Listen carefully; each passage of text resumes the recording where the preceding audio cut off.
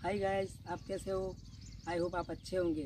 तो मैं प्रियंक दिनसा ब्लॉग में आपका हार्दिक स्वागत करता हूं। इसके साथ ही आज आपको मैं बबूल ट्री के बारे में यानी कि बावल के पेड़ के बारे में बताऊंगा। तो आपने ये पेड़ देखा होगा कि बबूल का ट्री है, इसको बबूल का पेड़ बोलते हैं, उसको गुजराती में उसको बावल का पेड़ बोलते हैं। तो आपने देख लिया। और ये मेरे हाथ में भी है, तो भी बताऊँगा आपको। ये बबूल की उसकी पाना है, छोटे छोटे पान है उसके साथ ही फलियाँ भी आपने देखी। उसके फूल भी आते हैं छोटे पीले पीले, तो वो भी आपने देखे ही होंगे। तो इसके बारे में पूरी जानकारी मैं आगे आपके दूंगा। ओके, नमस्ते दोस्तों, मैं प्रियंक दिनसा ब्लॉग में आपका हार्दिक स्वागत करता हूँ। आप अच्छे होंगे। इसके साथ ही मैं आज बबूल के बारे में बताऊंगा। बबूल यानी कि हमारे यहाँ बोलते हैं बावल का पेड़, इसके बबूल बोलता है। इसके कई नाम है, उसको कीकर बोलते हैं, उसको गम अरेबिक बोलते हैं, बस बहुत सारे नाम हैं। तो उसका क्या गुण है, उसका क्या यूज़ है, इसके बारे में मैं आपको जानकारी दूंगा। पहली बात है उसकी टहनियाँ। जब उसका पेड़ देखेंगे ना, तो पतली पतली टहनियाँ होती है, हमारी उंगली होती है। इससे हमारे लोग बहुत यूज़ करते हैं उसको काटी जाती है 12-12 इंच 6-8-10 इंच की ऐसे टुकड़े करके, फिर इसका दातुन करते हैं, उसको चबाते हैं, दांत साफ करते हैं, उसको अपना मुंह साफ करके यूज़ में लेते हैं। तो इस पहला इससे ये होता है और ये हर जगह इसका यूज होता है और ये स्वास्थ्य के लिए भी बहुत ज़रूरी है, करना ही चाहिए ऐसे। इसके साथ ही मैं दूसरी और आपको जानकारी दूंगा। टेहनी के साथ इसके वो जो पेड़ होता है ना, उसका जब चौटता है, इसका गट्ठा होता है इसके पीले पीले, उसको बोलते हैं गोंद। गोंद यानी हमें गुजराती में हम गुंदर बोलते हैं। तो गोंद मिलता है, वो गोंद एक औषधीय गुण वाला है, हमारी बॉडी को बिल्डअप करता है, अच्छी बनाता है।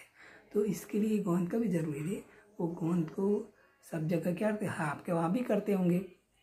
गोंद के उसका पाक बनाता है, उसको बाद के गोंद पाक बोलते हैं। तो उसमें सब डाला जाता है, उसमें बादाम डाली जाती है, जिंजर डाला जाता है, कोपरा डाला जाता है, और उसमें आटा भी 2-3 जात का अलग अलग आटा डाला जाता है। और इसके साथ ही उसके लड्डू बनाए जाते हैं। लड्डू बना के फिर चाय पीने से पहले घर में जो लोग रहते हैं सारे एक एक पीस ले लेते हैं लड्डू का और खा लेते हैं।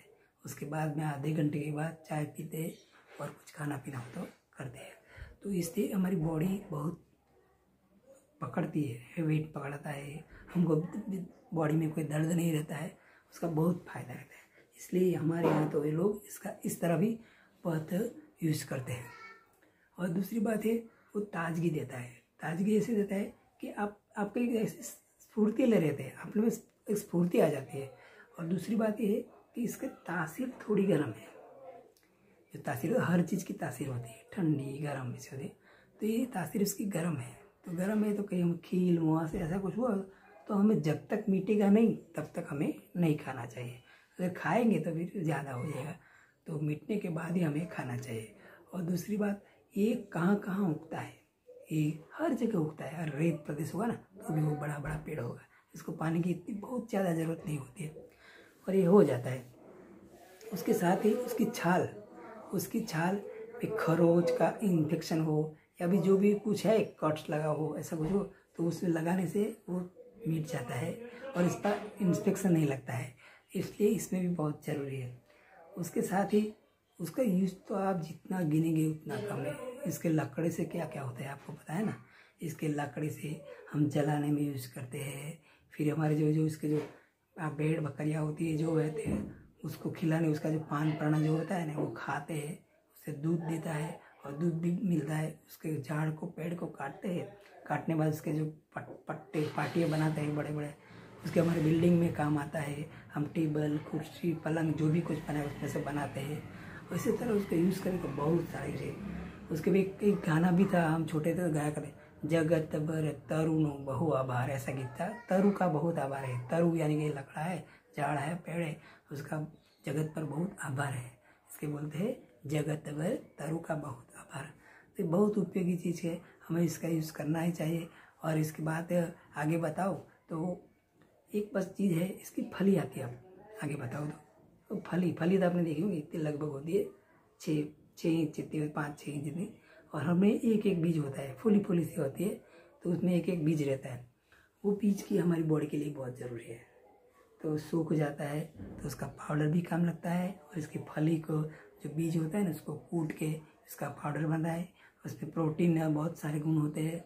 तो हमारी जो जॉइंट है ना, जॉइंट में तो दर्द रहता है, दुखता है, वो भी दूर हो जाता है। ये भी बहुत उपयोगी चीज़ है।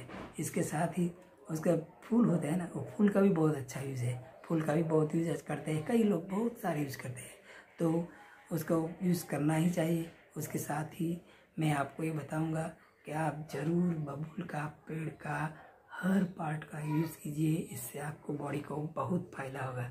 इसके साथ ही मैं मेरा ब्लॉग यहीं समाप्त करता हूँ। लाइक करो, शेयर करो, सब्सक्राइब करो, और ये सब्सक्राइब करोगे यदि बेल आइकन दबाए तो आपको नोटिफिकेशन मिलते रहे।